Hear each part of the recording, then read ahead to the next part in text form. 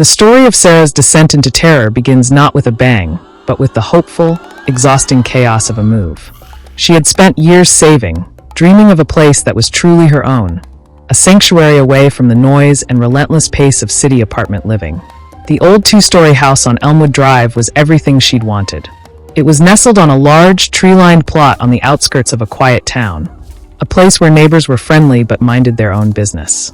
The house itself had character: worn hardwood floors that creaked with history, ornate crown moldings, and large windows that flooded the rooms with light. It was a fixer-upper, sure, but that was part of the appeal. She could pour her love and labor into it, making it a reflection of herself. The real estate agent, a cheerful woman named Brenda, had been thorough, pointing out every minor flaw. The faucet in the guest bathroom dripped, the back fence needed staining, and the garage door opener was finicky. It was only as they were finishing the tour, standing in the backyard, that Brenda offered up the one truly unusual detail, almost as an afterthought. "Oh, and you'll notice the attic access is a little different," she said, pointing a manicured finger toward the side of the house. Sarah followed her gaze. There, set into the clapboard siding, was a stout, white-painted door. It looked more like an entrance to a garden shed than part of the house. A set of 3 weathered wooden steps led up to it. "It's an exterior access," Brenda explained with a light laugh, as if it were a charming quirk. "No rickety pull-down ladder in a hallway. The previous owner, Mr. Gable, said it was built that way originally. Probably something to do with storing furniture or large items back in the day. He said he hadn't been up there in decades. Just keeps it locked." Sarah found it odd, but not alarmingly so. It was unusual, but it didn't feel like a red flag.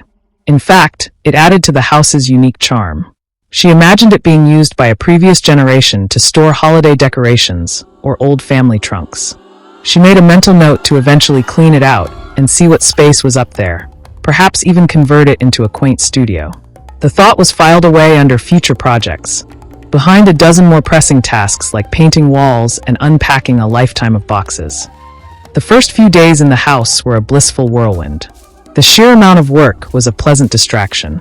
Every room unpacked, every picture hung, every piece of furniture placed felt like a small victory.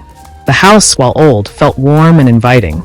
It settled around her comfortably each night, its familiar nighttime symphony of creaks and sighs becoming a soothing white noise. She felt safe, cocooned in her new home.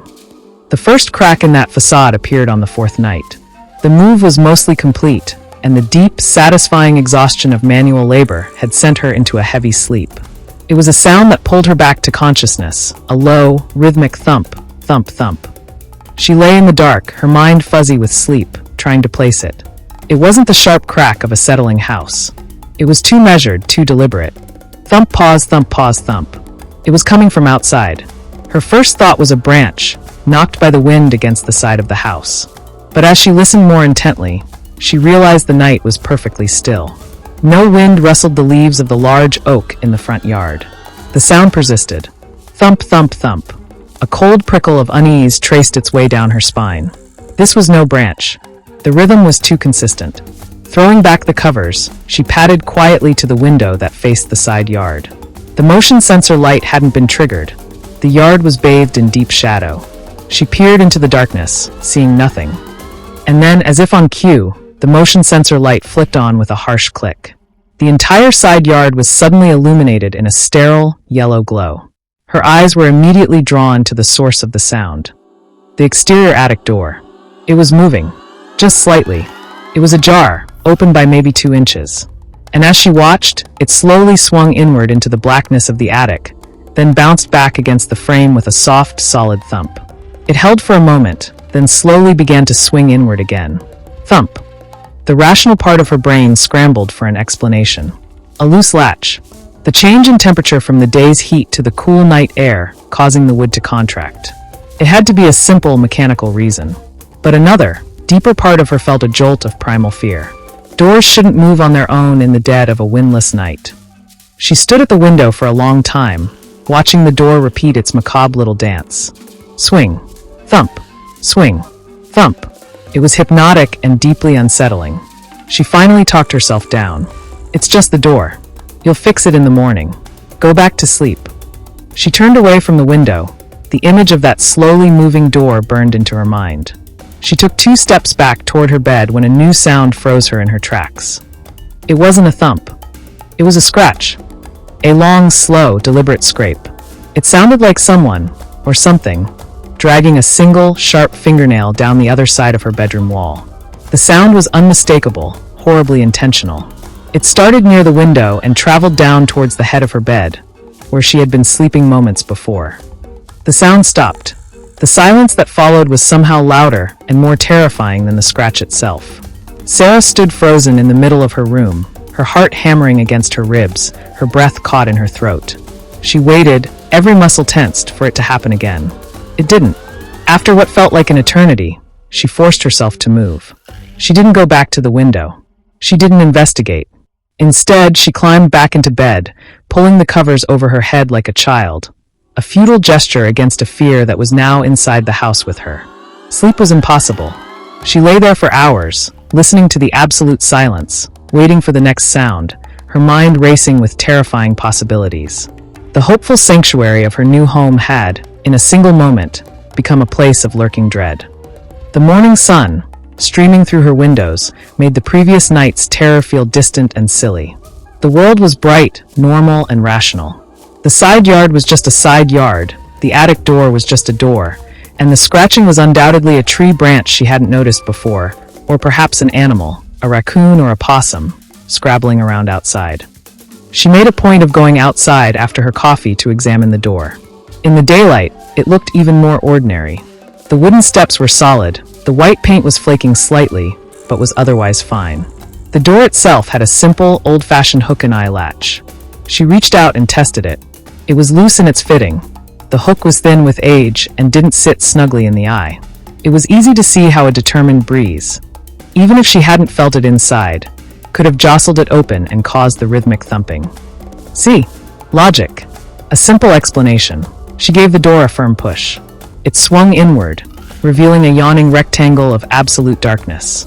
A wave of cool, musty air washed over her, smelling of ancient wood, dust, and something else, something faintly sweet and decayed, like old leaves or forgotten potpourri.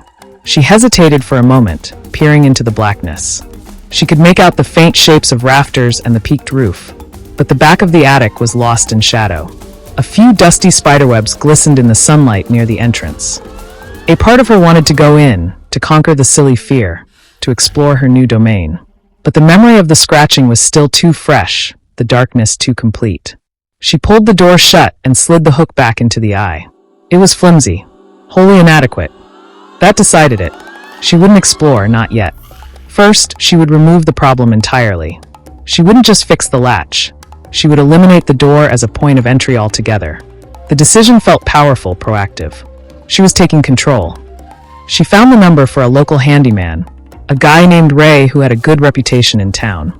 He arrived that afternoon, a burly, quiet man in his 60s with capable hands and a no-nonsense demeanor. She showed him the door. "I just want it sealed shut," she said, trying to keep her voice light. "Permanently. It's a draft, and it keeps banging at night. It's creepy." Ray examined the door, running a hand over the frame. "Sure thing," he grunted. "Easy job." He retrieved a heavy-duty bolt lock from his truck, the kind with a thick, steel bar that slid into a sturdy strike plate. He drilled and screwed it into place with brisk efficiency. As a final measure, he took a long, solid piece of scrap 2x4 and nailed it diagonally across the door, from the top of the frame to the bottom, barring it like a fortress gate. He gave the door a solid shove with his shoulder. It didn't budge a millimeter. "Ain't nothing getting through that," he said, wiping his hands on his jeans. "Not without a bulldozer." Sarah paid him, feeling a profound and immediate sense of relief. The source of her fear had been physically, tangibly neutralized. The door was no longer a door. It was just a part of the wall.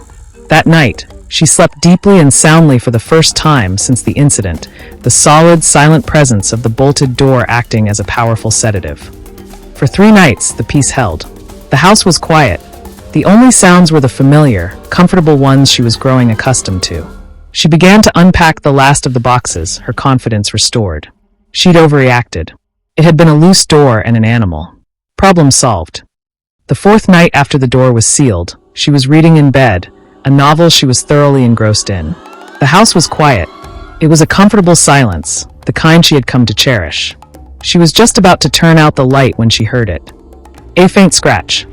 Her head snapped up, her book forgotten in her lap. Her heart, which had been calm seconds before, gave a painful lurch. It had come from above, directly above her head. In the attic. It wasn't on the wall outside. It was inside the sealed space. No, her mind screamed. It's your imagination. It's the house. It's a mouse. It has to be a mouse. Then it came again. Scratch. Scratch. Scratch. It was a slow, deliberate sound, like something testing the texture of the wood. It wasn't the frantic skittering of a rodent. It was purposeful. She sat frozen, barely breathing, her eyes fixed on the ceiling. The sound stopped. For a long, agonizing moment, there was only silence. Maybe it was over. Then a new sound began. A heavy, shuffling drag. It was the sound of weight. Significant weight. It moved from one end of the attic above her room to the other. Drag, pause, drag, pause. Then it turned and came back. It was pacing. Terror, cold and absolute, flooded her system. This was no mouse. No raccoon. This was something large. Something that walked. And it was in the attic that had been bolted and barred shut from the outside. The logic she had clung to shattered. How? How did it get in? She hadn't heard the lock break, the wood splinter. There was no other way in. The pacing continued. Back and forth above her head. It was a slow, patient, relentless sound. She couldn't move. She couldn't scream. She could only lie there, trapped in her bed, listening to the impossible thing walking in the sealed space above her. The relief she had felt was gone, replaced by a terror far worse than before. Before, the threat was outside. Now it was inside. It was contained, but it was there. And it was very, very real. The handyman's assurance, "Ain't nothing getting through that," now sounded like a grim joke. The barrier wasn't to keep things out. She was suddenly, horrifyingly sure it had always been to keep something in. Dawn felt like a pardon from a death sentence. The pacing in the attic had finally stopped an hour before sunrise, the sounds fading away into an uneasy silence. Sarah hadn't slept a wink. She lay in bed until the first rays of sun turned her window blinds gold, too terrified to move, too exhausted to think. When she finally summoned the courage to get up, her body ached with tension. She moved through the house like a ghost, her ears straining for any sound from above. The silence was profound, but it was no longer peaceful. It was the silence of something waiting. The rational part of her brain, battered but not yet broken, tried one last time to find a sane explanation. A large animal, a family of raccoons perhaps, had found another way in. A hole in the roof soffit, a broken vent cover. It was the only possibility. She had to know. She called a roofing company, making up a story about fearing a leak after the last rainstorm. They sent a guy out within a few hours. He got his ladder, climbed up onto the roof, and did a thorough inspection. He came down shaking his head. "Roof's in great shape for its age," he told her. "Tight as a drum. No holes, no broken tiles, no soft spots. Vents are all intact and screened. No critters getting in this way." The final door of logical escape slammed shut. There was no way in. The thing in the attic had not gotten in after Ray sealed the door. It had already been there. It had always been there. Desperation clawed at her. She needed answers. She couldn't live like this, a prisoner in her own home, listening to that thing pace above her every night. She found the contact information for the previous owner, Mr. Gable, the elderly man who had moved to the Sunset Haven retirement community. It took her 3 tries to work up the nerve to call. She sat at her kitchen table, her hand trembling as she held the phone. It rang twice before a frail, quiet voice answered. "Hello, Mr. Gable? My name is Sarah Reynolds. I bought your house on Elmwood Drive." "Oh yes," the old man said, his voice warm but distant. "Nice to hear from you. Is everything all right with the place?" Sarah took a deep, shaky breath. "How do you ask this? The house is fine, it's beautiful. It's just, I have a strange question. About the attic." There was a pause on the line. The warmth in his voice cooled by a few degrees. "The attic, yes. The exterior door. I've been hearing some noises from up there. Sounds. At night." She struggled to keep her voice even. "I had a handyman seal the door shut, a bolt, lock, and a board, but the noises, they didn't stop. They got worse. It sounds like something walking around up there." The silence on the other end of the line was now profound and heavy. She could hear the old man's shallow breathing. When he finally spoke, his voice was completely different. It was low, grim, and thick with a fear that had not faded with time. "You sealed the door," he stated flatly. It wasn't a question. "Yes. I thought it was an animal, but the roofer said there's no other way in." "Mr. Gable, please. What is up there?" Another long silence. She could almost feel his reluctance, his desire to bury this memory forever. "I never went up there," he said slowly, each word measured. "Not after the first time. My father, he warned me. When he passed the house on to me, he made me promise. He said to never, ever open that door. To never go up there." Sarah's grip on the phone was so tight her knuckles were white. "Why? What did he say was up there?" "He said his father, my grandfather, built that house. He built that exterior staircase and that strong door for a reason. It wasn't for storage." Mr. Gable's voice dropped to a whisper, as if afraid of being overheard. "He said something used to live in the woods behind the property. Something old. Something that didn't belong in this world. He said it followed his family home one day. It watched them from the trees. It mimicked their voices at night." A cold knot tightened in Sarah's stomach. Mimicked voices. The stories were already aligning with the other accounts she'd heard, the universal language of fear. "What did they do?" she whispered. "They couldn't make it leave," the old man continued, his voice trembling. "They tried everything. So my grandfather, he did the only thing he could think to do. He contained it. He lured it into the attic. He was a builder, a strong man. He managed to trap it up there. Then he built the exterior door and the staircase, stronger than the inside would have been. He made it the only way in or out, and he built it to be locked from the outside." The pieces were falling into a horrifying mosaic. The door wasn't for convenience. It was a prison door.